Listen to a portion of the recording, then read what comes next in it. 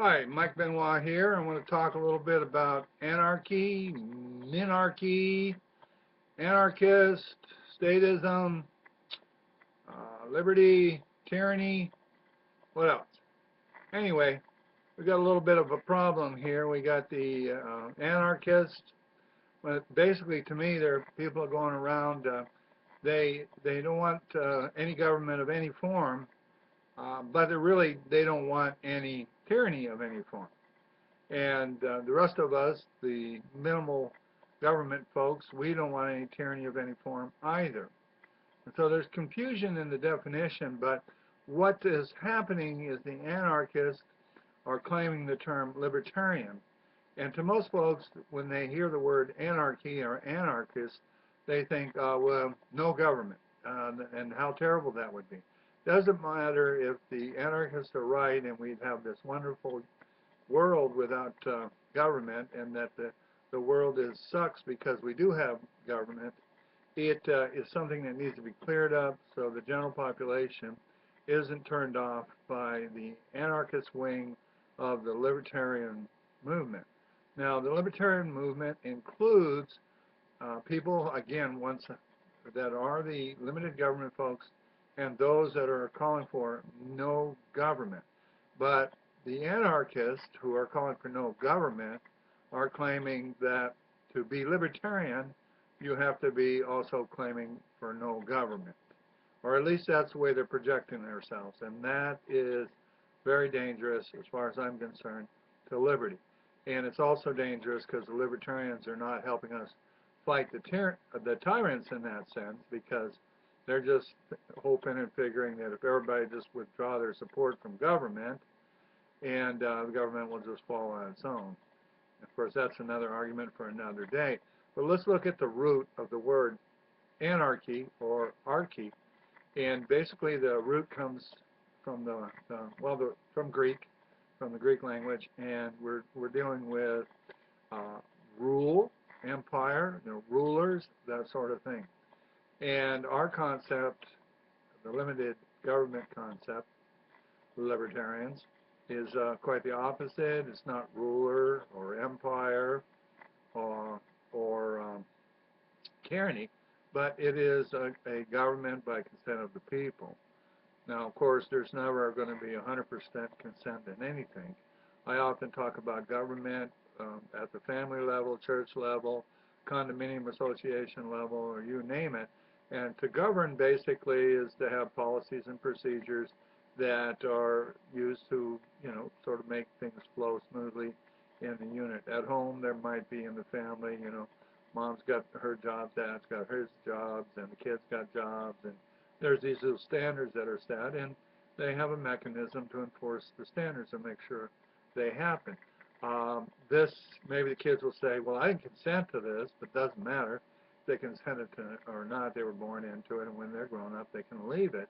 But it's the same thing if you have this association that's a condominium association. You can get out and leave it, and the same thing with city government or even county government, even state government, even federal government if you don't like it.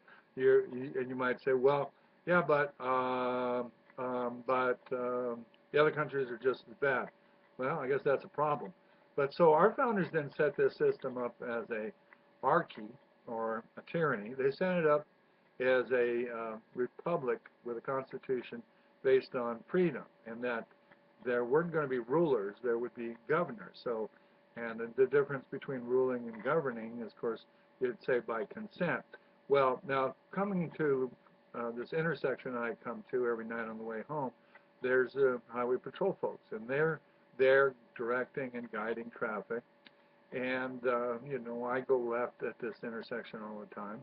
And if the highway patrol guy says, hey, you got to stop while these other cars go through, he's governing the traffic. Now, if he said to me, I don't want you going up left like you always go. You're going to go right. There's no reason to stop me from going up left, like a fire or an accident or something. He just arbitrarily decides that. Well, now you step across the line of governing into tyranny, okay, into archy, into rule. And that's the difference. See, and so the difference about consent. Now, Of course, okay, and then statism is another term that's flown in here. Statism, it's like, again, confusing. If statism is applicable to, say, tyranny and to despotic rule or, empire, that kind of thing, then, and only that, then, that's the definition that anarchists are throwing out, especially throwing it out to the limited government folks and saying, well, you're a statist. Well, no, we don't want this. My kind of libertarian doesn't want that. My kind of libertarian wants a total government by consent. Now, we realize that not everybody's going to consent to, say it's necessary to have a defense. No, not everybody's going to say it's necessary to have a defense. Vast majority of us will. And of course, if we're under siege, then everybody will, but it's too late at that time if you don't already have it set up. So the vast majority of people say, yes, we need a defense, and it's got to be paid for. And even if some folks say, I didn't want a defense, and I don't want to pay for it, if you can't extricate yourself from the benefit of it, then something's wrong. You're getting something without paying for it. So that's the other side of the coin.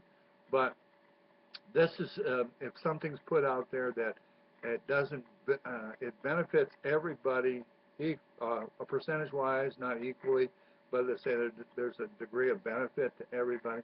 To that degree of benefit, it would be right to pay your share of the cost. And then to call taxes for that purpose tyranny and oppressive and violation of the non-aggression principle, well, it's another story, and you're not comparing apples to apples. So to re-hit this again, Archy is the rule by tyrants, it's empire, it's tyranny.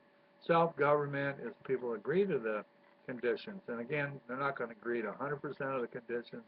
Just like kids born into a family, and no matter, I've seen situation after situation, no matter how great the family life and situation was, the kids were complaining about their mom or their dad. And of course, some of them, their parents were so disgusting that they certainly needed to complain about them. But it's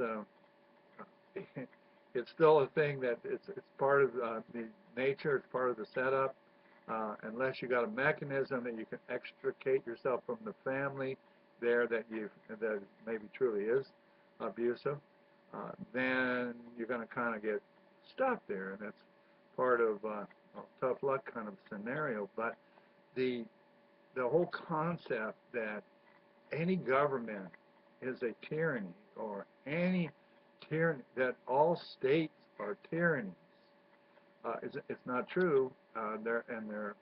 They're not all archies, and I don't think it's justifiable to call limited government libertarians minarchists, because basically you're casting, you're pre-labeling them. You're labeling them. You're giving them an appellation of people who are for a little bit of tyranny, or for small amounts of rulers. And there's a huge difference between rulers and governors. And a governor has the authority by consent of the people. When he goes beyond that, he becomes a ruler. And of course, that's when it's up to the people to change and throw the bum out and create and elect somebody else that's going to just govern according to the rules. Heck, when you have a meeting, let's say you have a Kiwanis Club meeting or whatnot, or local political party meeting or whatnot, there's rules, and people agree to the rules, and that's governing. Now, if the rules are, kind of stink or abusive to one side or another, then you might drift into the area of tyranny. But so that's going to nail this one for right now. Looking for your feedback, and then I'll get into discussing the non-aggression principle next. Thank you for your time.